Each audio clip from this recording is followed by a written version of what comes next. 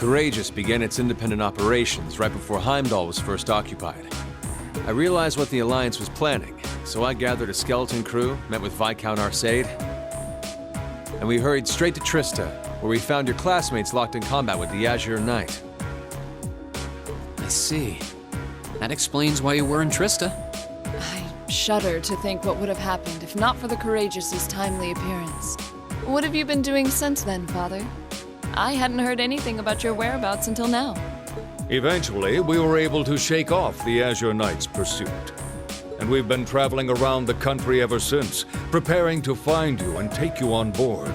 George and I haven't been here long. The principal managed to get in touch with the Courageous without anyone noticing and sent us here. He did? I hope he's still alright. By the way, what happened to Major Vander? You two are always joined at the hip. Alas, he is currently indisposed.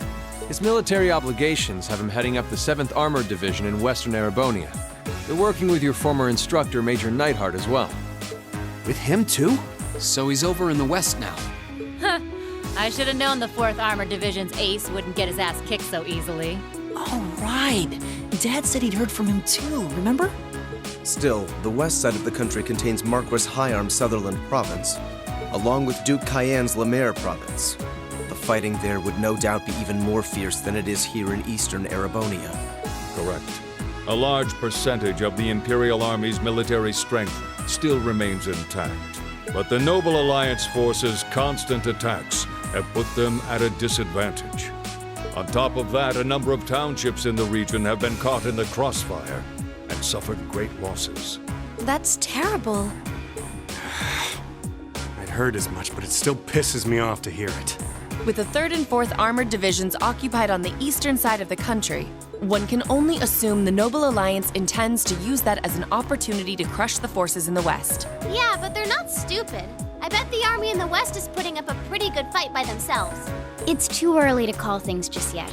An astute assessment. The situation in the Western Theater could change at a moment's notice. Right. But that means we're uncertain what course to pursue now. And having said that, we have a question to pose to all of you. The question, really. With the whole of the Empire caught in the throes of civil war, what exactly do all of you intend to do from here on out? Us? We were in the midst of discussing that when Reen was taken to the Pantagruel, in fact.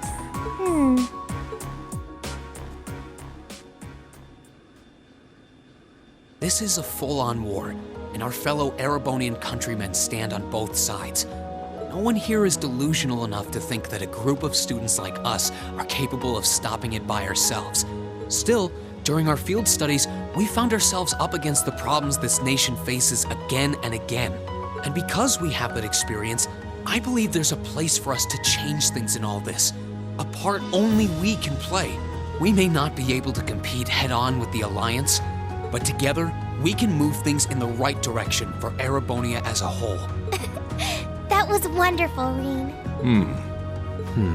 Still, we aren't all gathered here for the same reasons. Be it rescuing Elise or settling things with Crow, we've all got something that we personally want to accomplish. But accomplishing those things won't be possible with the situation as it stands. And that's why, no matter how stacked the odds are against us, or how fierce the fighting becomes, we want to put everything we have into making all the difference we possibly can, in whatever way we can. I think I speak for everyone in Class 7 when I say that. You bet! I agree completely. We may all come from different walks of life, but this time, that can work for us. Exactly. We have something no one else does, and because of that, we can do things no one else can. And what kind of class would we be if we didn't take advantage of that to protect the people and things we love? As well as find our own answers to the questions we have looming over us. As Reen said, however big or small it is in the long run, we have a place in this war, and we have every intention of following it. Sounds like it'll be a pain, though. No biggie. We're Class 7. Throw in a few of Reen's trademark speeches and we're raring to go. Look at you kids. You all sound like you've really thought long and hard about this. That's the Class 7 I'm proud to serve. And you guys aren't the only ones who feel that way. Everyone at Thor's has something to bring to the table. Remember the Academy's motto? Arise, O youth, and become the foundation of the world. Oh, yeah, that's That's right. That was what Principal Van Dyke said to us at the welcoming ceremony. The words of Dreikel's the Lionheart serve to inspire us to this day, it would seem. Of course. They ring as true as ever. It's like you didn't even have to think about it. You guys just knew. Yeah, you should be proud of yourselves. And it's true that Thor students are scattered all over the country right now. But I'm sure that each and every one of them are fighting too, and they feel the exact same way that you guys do. I understand, Your Highness. Indeed.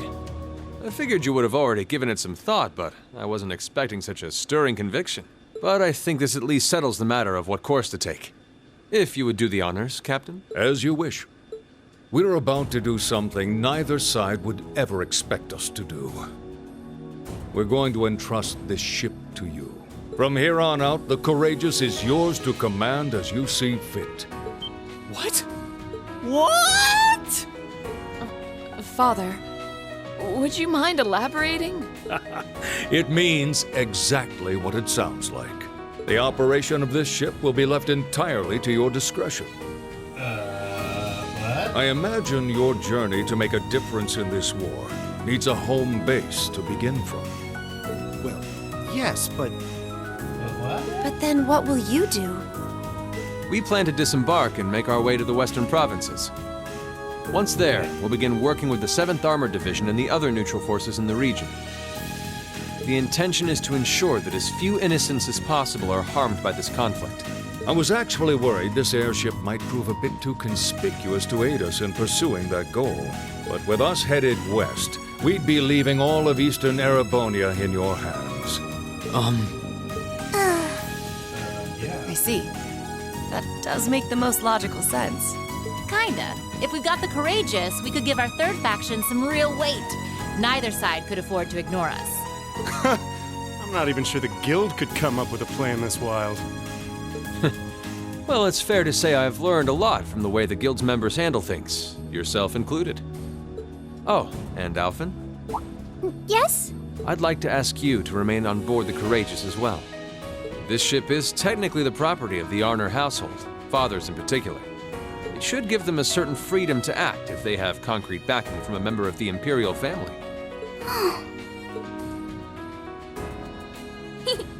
I'd be happy to. Henceforth, I, Princess Alphen Rysay Arner, will guarantee the legitimacy of their actions. So do whatever you see fit to do. You have my full support. Thank you, Your Highness. Wow! We are truly honored to have you with us. No turning back now. yeah, seriously. Okay. We hereby humbly accept custody of the Courageous.